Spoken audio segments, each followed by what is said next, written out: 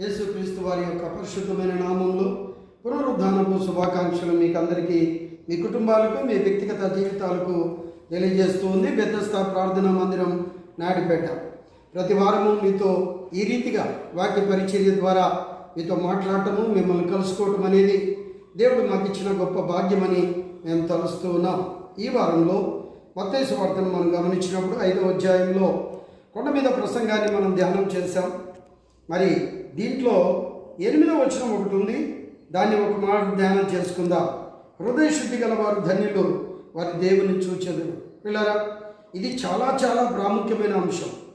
హృదయ శుద్ధత లేకుండా, హృదయంలో పరిశుద్ధత లేకుండా, హృదయంలో ఎటువంటి కల్మషము లేకుండా మనం ఉంచుకోవాలి.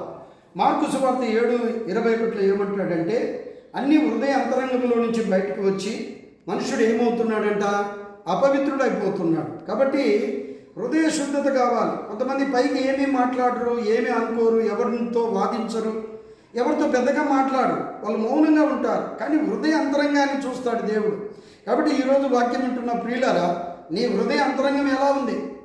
దేవుని విషయంలో కానీ, నీ ప్రక్కనున్న నీ నైబర్ విషయంలో కానీ, నీ యొక్క బిడ్డల విషయంలో కానీ, మరి నీ యాజకుడు అంటే నువ్వు వెళ్ళే సంఘ కాపరి మీద నీ హృదయంలో ఎలాంటి తలంపులు, ఆలోచనలు కలిగి ఉన్నావు?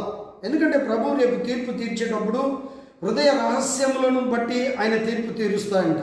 మనిషి అయితే భౌతికంగా కనపడే వాటిని బట్టి తీర్పు తీరుస్తాడు. బట్ దేవుడు అలా కాదు. హృదయ రహస్యములను మన హృదయంలో బయటకు మాట్లాడకపోయినా, మౌనంగా ఉన్నా, నాకెందుకు లేని ఊరుకున్నా కూడా వాటిని అన్నిటిని బట్టి కూడా దేవుడు తీర్పులోకి తీసుకొస్తాడనేది మనం గుర్తుపెట్టుకోవాలి.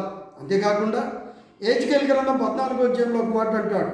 అలాగే ఇర్మియా గ్రంథంలో కూడా అంటాడు, హృదయం అన్నిటికంటే ఘోరమైనది, వ్యాధి కలది, దాన్ని బాగు చేయగలిగిన వాడెవడు.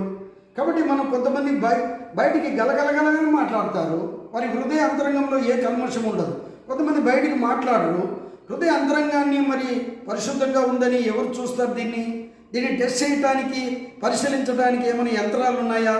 టెక్నికల్ ప్రకారంగా ఏదైనా దీన్ని పరిశీలించుకోవచ్చు అంటే కుదిరే పని కాదు. హృదయాంతరంగాన్ని చేసిన వాడు ఆయనే, కాబట్టి ఆయన మాత్రమే దీన్ని పరిశీలిస్తాడు. అందుకని ఇట్లాంటి కల్మషంతో నిండుకుపోయిన మానవుల హృదయాలను శుభ్రపరచడానికి ఆయన సిలువలో వేలాడుతున్నప్పుడు ఆ ప్రక్కనున్నటువంటి రోమా సైనికుడు ఈ ప్రక్కన బల్లెంతో పొడిచి లోపల కూడా హృదయాన్ని శుభ్రపరిచాడు. ఆయన ఎక్కడెక్కడైతే గాయాలు చేయబడ్డాయో, తల నుంచి అరికాల వరకు ఎక్కడ కూడా స్వస్థత లేదు, అన్ని చోట్ల ఆయన రక్తసిక్కంగా మార్చబడ్డాడు, సిలువను మోసాడు, లోపల హృదయాన్ని కూడా గాయపరుచుకున్నాడు. కాబట్టి ప్రభువును నమ్మినటువంటి వారి హృదయాలు, బిడ్డల హృదయాలు పరిశుద్ధంగా, పవిత్రంగా ఉండాలి. మాటలో కానీ, చూపులో కానీ, మనసులో కానీ, నడకలో కానీ, పడకలో కానీ మన హృదయ అంతరంగము శుభ్రంగా ఉండాలి. హెబ్రీ పత్రికలో ఒక మాట అంటాడు, శుభ్రత లేదా పరిశుద్ధత లేకుండా ప్రభువుని ఎవరు చూడలేరు. కాబట్టి మనం ప్రభు యొక్క 2వ రాకడలో మనం ఎదురు చూస్తున్నాం. కాబట్టి మన ఆలోచన పరంగా, క్రియల పరంగా, మాటల పరంగా, ఉద్యోగ పరంగా, ఇంట్లో పనుల పరంగా, యజమానులతో మాట్లాడుతున్నప్పుడు, బిడ్డలతో మాట్లాడుతున్నప్పుడు, యాజకులతో మాట్లాడుతున్నప్పుడు కూడా మన హృదయ అంతరంగము పరిశుద్ధంగానే, పవిత్రంగానే ఉండాలి. అందుకని నేను లాస్ట్గా ముగింపులో ఒక మాట చెప్పి వాక్యాన్ని ముగిస్తాను. ఇజ్రాయేలీల రాజులు, యూదా రాజులు, ఇజ్రాయేల్ రాజులు 19 మంది అయితే యూదా రాజులు 20 మంది వచ్చారు. వీళ్ళందరినీ దేవుడు ఎవరితో పోల్చాడో తెలుసా? దావీదుతో పోల్చాడు. దావీదు లాంటి ఆ యొక్క హృదయము మీకు లేదు. కాబట్టి అందుకనే దావీదు, ఒకవేళ నువ్వు ఈ మాట చెప్తున్నప్పుడు నీకు వెంటనే ఒక ఆలోచన రావచ్చు, బెత్షెబాతో పాపం చేశాడు కదా. అవును, పాపం చేశాడు, కానీ ఆ పాపాన్ని ఒప్పుకున్నాడు. 51వ కీర్తనలో, హిస్సోపుతో నన్ను కడుగు, నేను తల్లి గర్భంలో పాపంలో పుట్టినవాడిని, నేను పరిశుద్ధత రమ్మంటే ఎక్కడి నుంచి వస్తుంది, నీవు కడుగు అని అడుగుతున్నాడు. మరి మన ప్రార్థనలో, దైనందిన ప్రార్థనలో, ఆదివారపు ఆరాధనలో హృదయాన్ని కడగమని ప్రభువును అడుగుతున్నావా? అడగకపోతే కష్టమే. అది పేరుకుపోయి ఆ యొక్క పాపం అనే కల్మషం ఎక్కువైపోయి మనము పరిశుద్ధత లేని వారిగా మనం జీవిస్తామేమో. నీవు పరిశుద్ధంగా ఉండటానికి పరిశుద్ధుడైన దేవుడు నీ కొరకు ఆయన రక్తము చిందించి హృదయాన్ని గాయపరుచుకున్నాడు. కాబట్టి ప్రియులారా, మన హృదయాలు శుభ్రంగా ఉండాలి.